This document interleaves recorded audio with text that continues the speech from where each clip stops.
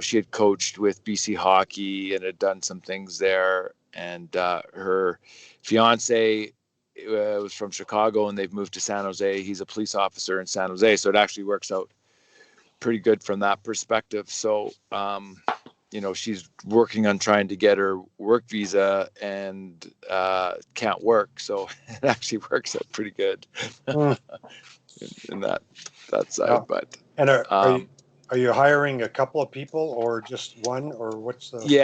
Yeah. Well, and obviously the issue is that there's not a lot of money to be paid, right? Like that's like you would, and so you're trying to get people in her situation that are like, and I would imagine we'd be able to try to work to help her get her visa through the school. And it's just, if that's, and I haven't had the conversation with her yet, but if she's interested in teaching or doing something on the side, and then be able to coach. So that's kind of the bit of the dynamic that you're faced with. You don't have a lot of money to pay, or if any, but you're more just giving opportunity to build a program. And then you would make, obviously for the kids that you bring in, you would get a percentage of what they pay, because for the kids to come, they're going to have to pay about 40 grand American, right? Yeah. So it's it's a balancing act for sure. And it's interesting though. You're learning a lot. Yeah, it's quite amazing, as we all know, where hockey has gone to from. Well, you even go back to the days when Tom and I were playing, where you just got put on a team in minor hockey. You didn't freaking pay a cent. You bought your sticks and bought your skates, and away you went and played. And even through, can honestly say, I guess until I got to Brown, I had a pretty good scholarship or aid package there. But until I got to Brown, I didn't pay a cent. My parents paid my skates and stuff like that, but I didn't pay. They didn't pay a 1 penny in fees to play. It's pretty incredible. Yeah, it's like I don't know if I've mentioned this on a previous call. So there's a girl I was recruiting, and she's okay. I mean, she's but she would be, I don't think she'd make a top team in Canada, and she was not even one of the better ones. She's probably bottom third on our team in San Jose, and she is going and paying $60,000 to go to Culver.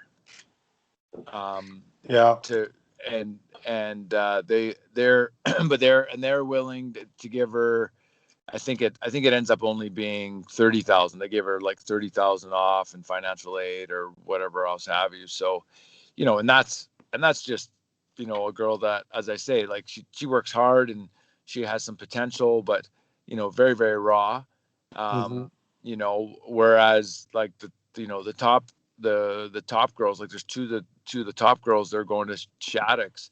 I don't think one of them's paying for it, but the other one is. And it's 60,000 to go to Shattuck's a year. I know. It's freaking crazy. It's insane. So I'm a deal. I'm a deal at 40,000. Yeah. Well, it might put you in a good spot. Who knows? Yeah. Who knows? I'm dealing with those sports schools all the time recruiting, and they're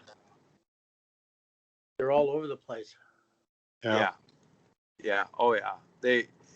That was like, I talked to a guy that and you guys might know him, Mickey Alec. I was talking to him about his boy the other day, and apparently he's going to be playing. He's an 06, and he's going to be playing with the 18s at the Edge.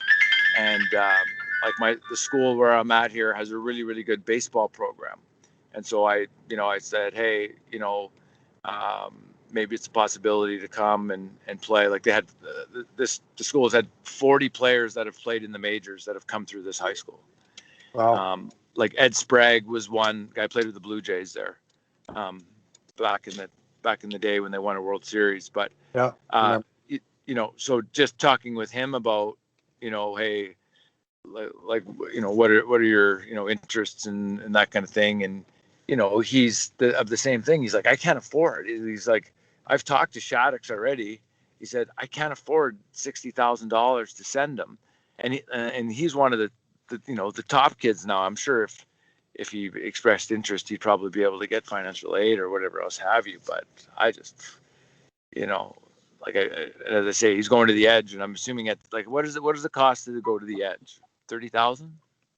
Yeah. When I was there, well, when Wally and I were there 5 years ago, it was, I think it was about 22 or 24, or 26. Yeah. So I'm guessing it's all of 30 now, but yeah, Canadian though, right? And then so this is American.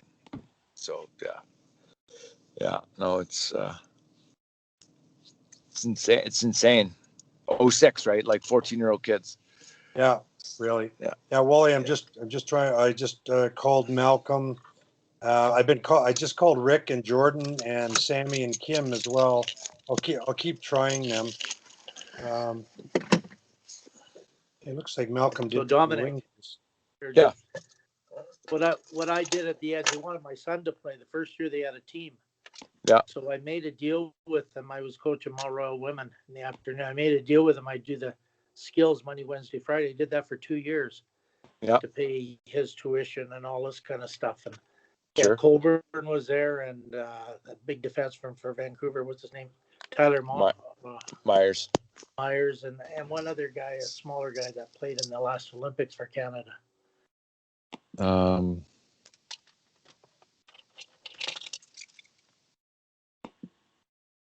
not sure who that would be. Yeah, I don't know why I can't think of his name. But I will. I'm trying. It doesn't really matter. Wally, I'm trying to add Malcolm, but for some reason, like he's in my list, but for some reason it won't ring through to him. I'll try. I'll just keep trying here. Yeah. I'll phone him directly and see if I can talk him through. So I'll silence my mute. I'll mute me. You could try adding him yourself too, but he's right on my list here. I don't. Kim's on. That's good. Morning, Kim. Man, I don't know why it's not.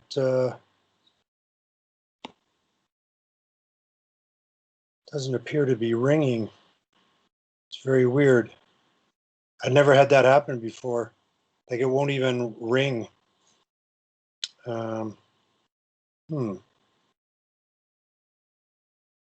Tell Wally, ask Malcolm to search for Sharks inaugural and see if it pops up and he can join.